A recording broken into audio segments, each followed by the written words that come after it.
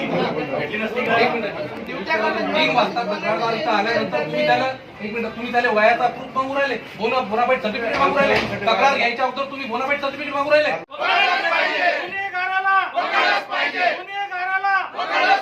वंचित बहुजन आघाडीचा वंचित बहुजन आघाडीचा मतदार शाळा मतदार शाळा मतदार शाळा मतदार शाळा काय की इथं तक्रारदाराची आई मुलीची आई इथं 3 वाजता आली.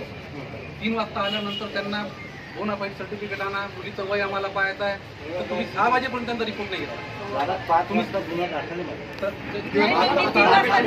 वाजता घेतला. 2 घंटे 2 तासात तुम्ही 2 तासामध्ये काय यंत्रणा तुमची हलवली?